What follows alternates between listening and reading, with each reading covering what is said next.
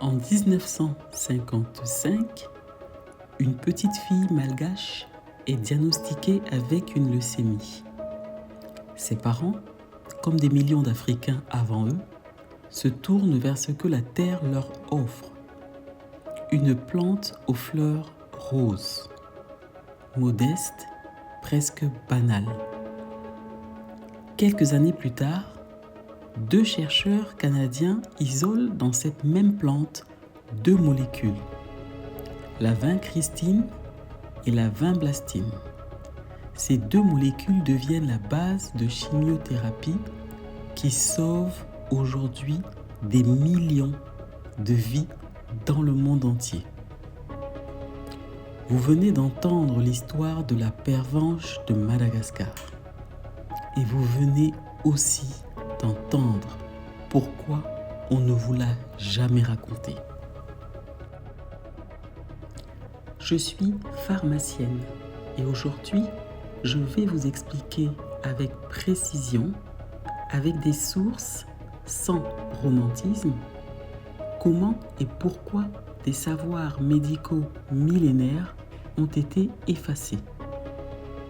Mais surtout, comment la science est en train de les redécouvrir et ce que ça change pour vous maintenant.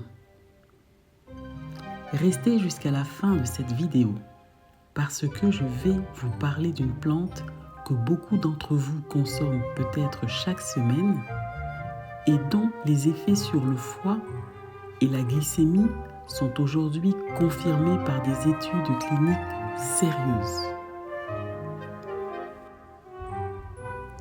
Commençons par un chiffre.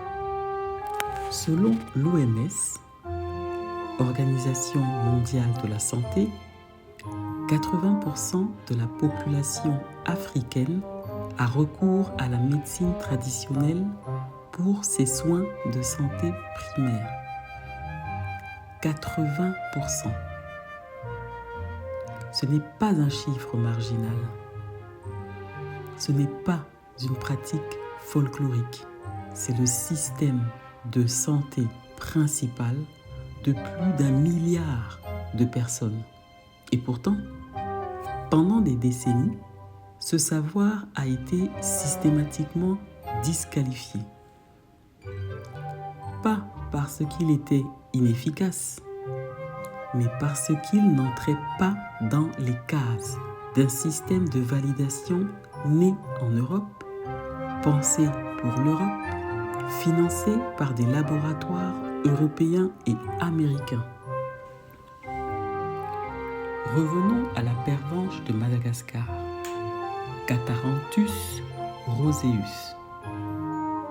La médecine traditionnelle malgache utilisait cette plante depuis des générations pour traiter ce qu'on appelait alors le diabète du sucre. Certains guérisseurs l'utilisaient aussi sur des tumeurs cutanées.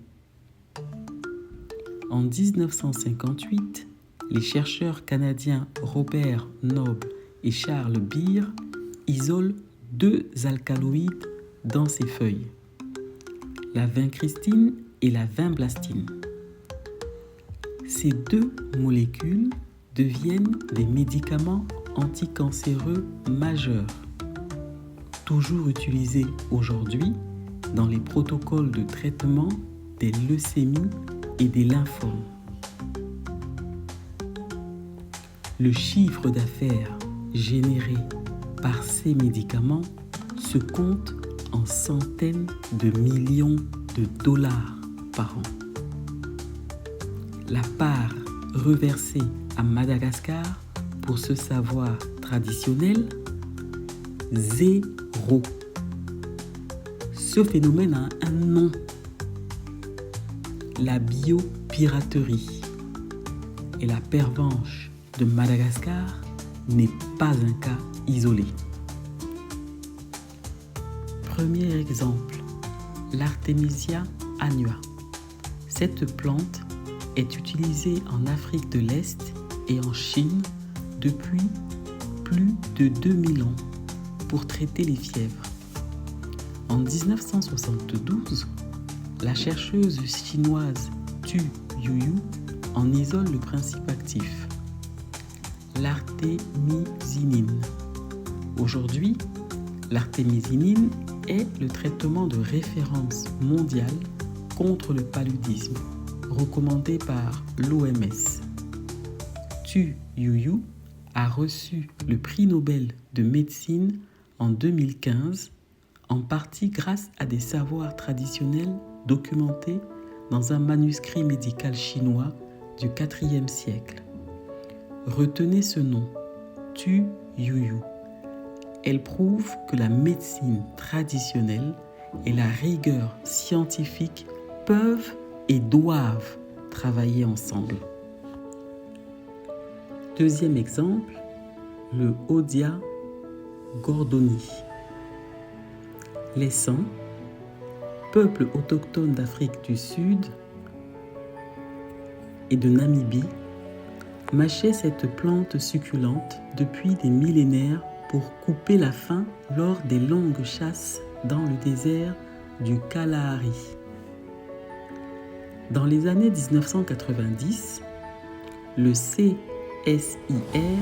Conseil de recherche scientifique et industriel sud-africain, isole le principe actif, le P57, et le brevette.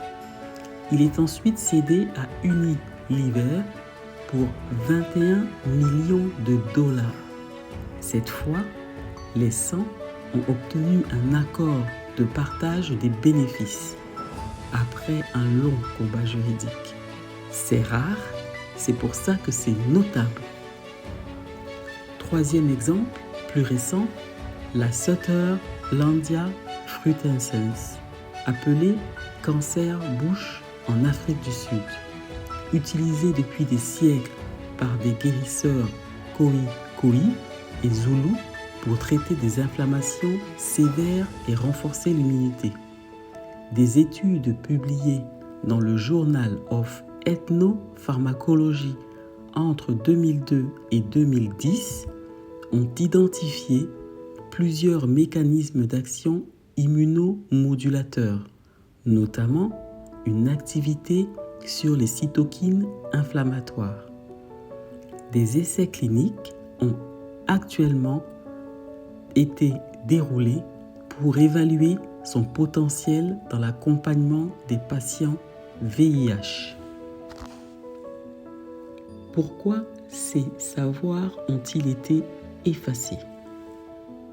3 mécanismes principaux expliquent cet effacement. Premier mécanisme, le cadre colonial. À partir du XIXe siècle, les administrations coloniales ont activement interdit ou discrédité les pratiques médicales locales pour imposer leur propre système. Ce n'est pas une théorie, c'est documenté dans les archives coloniales britanniques et françaises. Deuxième mécanisme, l'économie du brevet. Un savoir traditionnel n'appartient à personne. Il est donc impossible à breveter. Il n'est donc pas rentable à développer pour un laboratoire privé. Ce qui ne génère pas de brevet ne génère pas d'investissement. Ce qui n'attire pas d'investissement disparaît des radars scientifiques.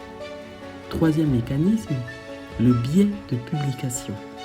Les revues scientifiques à fort impact publient prioritairement des études financées par des institutions disposant de gros budgets. Pendant longtemps, la recherche sur la pharmacopée africaine était sous-financée et donc sous-publiée. Ce n'est pas un complot, c'est un système. Et un système peut changer. Ici, je veux être précise avec vous, parce que je suis pharmacienne, pas militante. La médecine traditionnelle n'est pas synonyme de médecine sûre. Une plante mal dosée, mal préparée ou associée à un médicament conventionnelle sans contrôle peut être dangereuse.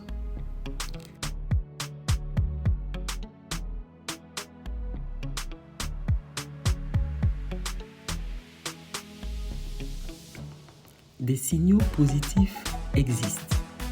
En 2001, l'Union africaine a adopté la décennie de la médecine traditionnelle, renouvelée en 2011.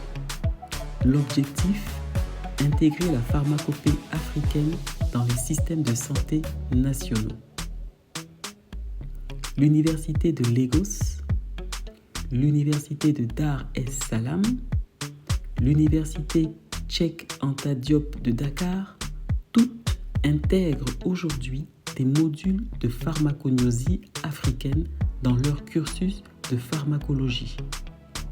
Et l'OMS a publié en 2019 une liste officielle de plantes médicinales prioritaires à étudier, dont plusieurs issues de la pharmacopée africaine. C'est ça, Ubuntu, dans le domaine scientifique. Je suis parce que nous sommes. La science a besoin de la mémoire des peuples pour s'enrichir.